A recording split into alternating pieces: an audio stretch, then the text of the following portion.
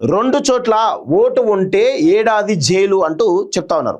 So ఇక్కడ ప్రధానమైనటువంటి ఎస్ఐఆర్లో ప్రధానమైన అభ్యంతరం ఏంటి అంటే తెలంగాణకు సంబంధించినటువంటి ముఖ్యంగా హైదరాబాద్ మహానగరంలో చాలామంది ఆంధ్రాకు సంబంధించిన వాళ్ళు ఇక్కడ ఉన్నారు. సో ఓకే, ఉండడంలో తప్పేం లేదు, ఉండొచ్చు కూడా, బతకడానికి ఎలాంటి అభ్యంతరం లేదు.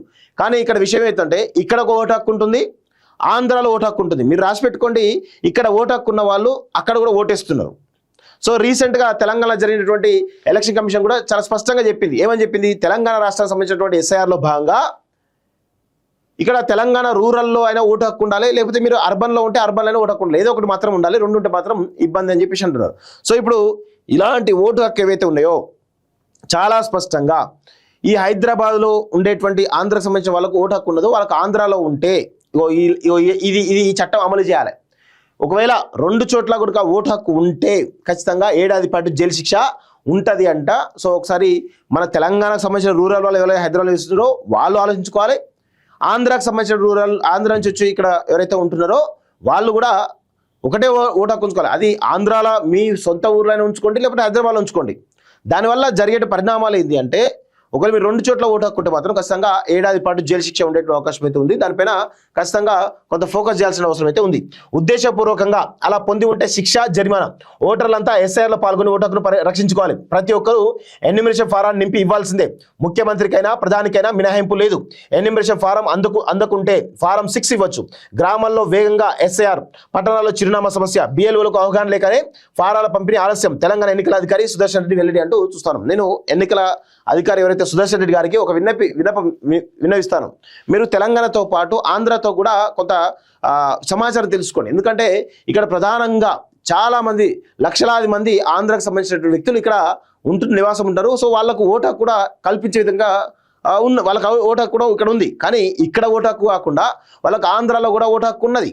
సో అవన్నీ కూడా ఒకసారి మీరు బేరీజ్ చేయాల్సిన అవసరం అయితే ఉంది. దీనిపైన చాలా అభ్యంతరాలు ఉన్నాయి. సో మరి అది అభ్యంతరాలు ఏ విధంగా ఉంటాయి ఏంటి అనేది చూడాల్సిన అవసరం అయితే ఉంది. ఖచ్చితంగా దీనిపైన ఒక చర్చ తీసుకురావాల్సిన అవసరం అయితే ఉంది.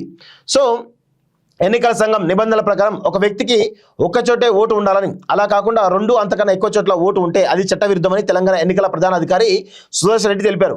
అలా ఉంటే ఏడాది జైలు శిక్ష, జరిమానా పడుతుందని హెచ్చరించారు. శుక్రవారం ఇక్కడ సోమాజిగూడ ప్రెస్ క్లబ్లో హైదరాబాద్ ప్రెస్ క్లబ్ ఆధ్వర్యంలో నిర్వహించినటువంటి మీట్ ది ప్రెస్ కార్యక్రమంలో ఆయన మాట్లాడారు. మా ఓటరు జాబితా ప్రత్యేక సమగ్ర సవరణ ప్రక్రియకు సంబంధించినటువంటి సందేహాలకు సమాధానాలు ఇచ్చారు. రాష్ట్రంలోని ఓటర్ జాబితా సో ఆధారంగా ఎవరికైనా రెండు చోట్ల ఓటు ఉంటే తాము గుర్తించగలుగుతామని, అదే రెండు రాష్ట్రాల్లో ఉంటే దాన్ని ఈసీఐ గుర్తించాల్సి ఉంటుందని ఆయన తెలిపారు. చూడండి, ఎవరికైనా రెండు చోట్ల ఓటు హక్కు ఉంటే తాము గుర్తించగలుగుతాం, ఏది తెలంగాణ సంబంధించి.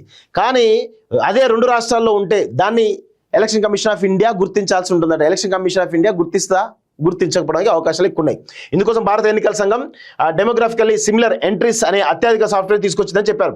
దాని ద్వారా ఒకే వ్యక్తికి 2-3 చోట్ల ఓట్లు ఉన్నట్లు గుర్తిస్తే విచారణ జరిపి చర్యలు తీసుకుంటామన్నారు. ఉద్దేశపూర్వకంగా తప్పుడు సమాచారం ఇచ్చి 2 చోట్ల ఓటు హక్కు పొందిన వారికి ఈసీఐ జారీ చేసే నోటీస్ ఆధారంగా ఏడాది జైలు శిక్షతో పాటు పెనాల్టీ కూడా పడుతుందని సీఈఓ హెచ్చరించారు. సార్, ముఖ్య ఉద్దేశం ఓటర్ల జాబితాలో చనిపోయిన వారి పేర్లను తొలగించడం, ఇతర తప్పుల సరిదిద్ది జాబితాను పూర్తిస్థాయిలో శుద్ధి చేయడమేనని ఆయన పేర్కొన్నారు. ఇప్పటికే దేశవ్యాప్తంగా 13 రాష్ట్రాలు ఈ ప్రక్రియ ముగిసిందని, ప్రస్తుతం తెలంగాణతో పాటు పంజాబ్, ఆంధ్రప్రదేశ్, కర్ణాటక తదితర 15 రాష్ట్రాలు జరుగుతుందని తెలిపారు. ఓటర్లందరూ ఈ ప్రక్రియలో పాల్గొని తమ ఓటు హక్కును భద్రపరచుకోవాలని చెప్పేసి చెప్తా ఉన్నారు. సో 2 ఫారాలట. రాష్ట్రంలో జూన్ 10 నాటికి 3.36 కోట్లకు పైగా ఓటర్లు ఉన్నారని, వారందరికీ బిఎల్ఓల ద్వారా 2 ఎన్యూమరేషన్ పత్రాలు ఇస్తున్నామని సీఈఓ తెలిపారు. ఈ రెండింటిలో ఒక పత్రాన్ని నింపి బిఎల్ఓకు ఇవ్వాలని, రెండో పత్రాన్ని ప్రజలు తమ వద్ద ఉంచుకోవాలని చెప్పారు. ఎన్యూమరేషన్ పత్రాన్ని నింపి ఇస్తేనే ముసాయిదా ఓటర్ జాబితాలో పేరు ఉంటుందని ఆయన స్పష్టం చేశారు. నేను 30 ఏళ్ళుగా ఓటు వేస్తున్నాను, ప్రతి నెల బిల్లులు కడుతున్నాను కదా అని లాజిక్ను కమిషన్ అంగీకరించని ఎన్యూమరేషన్ ఫారం నింపి ఇచ్చిన వారి పేర్లు మాత్రమే డ్రాఫ్ట్ రోల్లో ఉంటాయని తేల్చేపారంటూ చూస్తా ఉన్నాం. ఫారం అందకుంటే బిఎల్ఓలు ఇంటికి రాకపోయినా, ఎన్యూమరేషన్ ఫారం అందకపోయినా ప్రజలు ఆందోళన చెందిన అవసరం లేదని ఓటర్లు స్వయంగా otersg.gov.in అంటే oters.gov.in వెబ్సైట్లో ECI.net ద్వారా ఆన్లైన్లో తమ వివరాలు నమోదు చేసుకోవచ్చని, వివరాలను సైతం పరిశీలించుకోవచ్చని చెప్పారంటూ చూస్తా ఉన్నాం. సో అక్రమ నివాసితులకు నోటీసులు అంట, ఎవరు రోహింగ్యాలకు సంబంధించిన అలాంటి వాళ్ళకు నోటీసులు ఇచ్చినట్టుగా తెలుస్తోంది. 100% రోహింగ్యాలు ఎవరైతే ఉన్నారో ఆ లిస్టు మొత్తం కూడా రాష్ట్ర ప్రభుత్వం, కేంద్ర ప్రభుత్వం పంపి వాళ్ళు అక్రమంగా ఉంటే ఖచ్చితంగా తీసేయాల్సిన అవసరం అయితే ఉంటుంది, వాళ్ళు పంపించాల్సిన అవసరం అయితే ఉంటుంది. సో ఉర్దూలోనే ఎన్యూమరేషన్ ఫారాలట. మన ఉర్దూ గురించి పెద్ద చర్చ జరిగింది. మరి ఉర్దూలో ఎన్యూమరేషన్ ఫారాలు కూడా ఇస్తున్నారట. మరి దీన్ని బీజేపీ వాళ్ళు అడ్డుకోవాలి, మరి అడ్డుకుంటారా లేదో చూడాలి. సో ఇది జరుగుతున్నటువంటి పరిస్థితి మిత్రులారా. సో 100% రాసి పెట్టుకోండి.